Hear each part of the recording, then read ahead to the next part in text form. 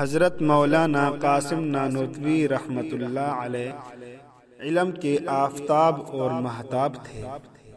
اللہ تعالیٰ نے ان کو بے پناہ عشق رسول عطا فرمایا تھا۔ ایک دفعہ انگریزوں نے ان کی گرفتاری کا وارنٹ جاری کر دیا۔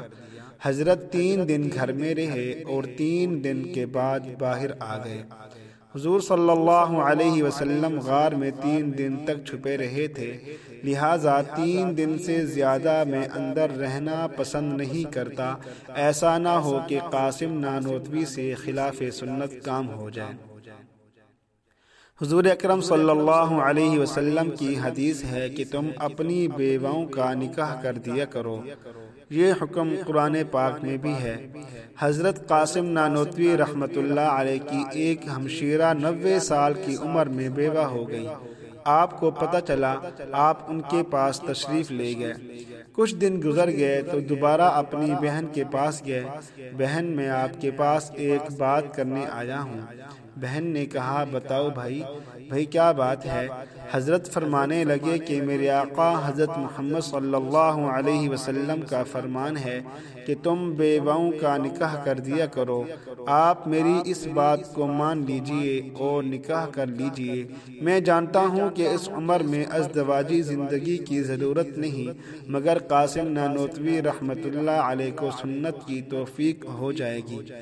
بہن رونے لگ گئیں۔ آپ رحمۃ اللہ علیہ نے اپنی پگڑی کو اتارا، بہن کے قدموں پر رکھ دیا اور کہا کہ تیری وجہ سے مجھے حضور اکرم صلی اللہ علیہ وسلم کی ایک سنت پر عمل کی توفیق نصیب ہو سکتی ہے۔ چنانچہ 90 سال کی عمر میں اپنی بہن کا ایک اور نکاح کر دیا۔ واہ، کیسا عشق تھا! حضرت مولانا قاسم نانوتوی رحمۃ اللہ علیہ جب حج پر گئے تو آپ نے راستے میں حضور اکرم صلی اللہ علیہ وسلم کی محبت میں کچھ اشعار لکھے، وہ بھی میں آپ کو سناتا چلوں۔ امیدیں لاکھوں ہیں لیکن بڑی امید یہ کہ ہو سگانے مدینہ میں میرا نام شمار۔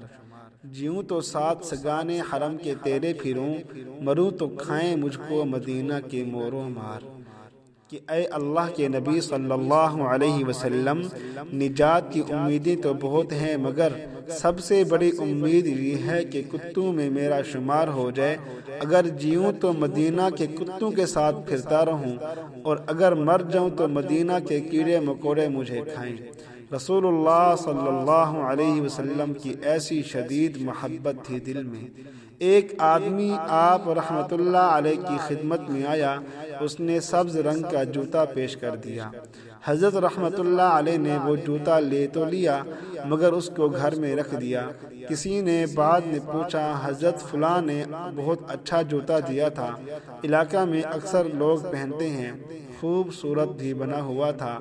فرمایا، میں نے جوتا لے تو لیا تھا کہ اس کی دل جوئی ہو جائے، مگر پہنا اس لیے نہیں کہ دل میں سوچا کہ میرے آقا صلی اللہ علیہ وسلم کے روضہ اقدس کا رنگ سبز ہے، اب میں اپنے پاؤں میں اس رنگ کا جوتا کیسے پہنوں؟ آپ رحمۃ اللہ علیہ حرم تشریف لے گئے۔ آپ رحمۃ اللہ علیہ بہت نازک بدن تھے۔ ایک آدمی نے دیکھا کہ آپ رحمۃ اللہ علیہ ننگے پاؤں مدینہ کی گلیوں میں چلے جا رہے ہیں اور پاؤں کے اندر سے خون رستا چلا جا رہا ہے۔ کسی نے پوچھا، حضرت جوتے پہن لیتے؟ فرمایا، ہاں پہن تو لیتا، لیکن جب میں نے سوچا کہ اس دیار میں میرے آقا صلی اللہ علیہ وسلم چلا کرتے تھے تو میرے دل نے گوارا نہ کیا کہ قاسم اس کے اوپر جوتوں کے ساتھ چلتا پھرے۔ کیسے دیوانے اور پروانے تھے رسول اللہ صلی اللہ علیہ وسلم۔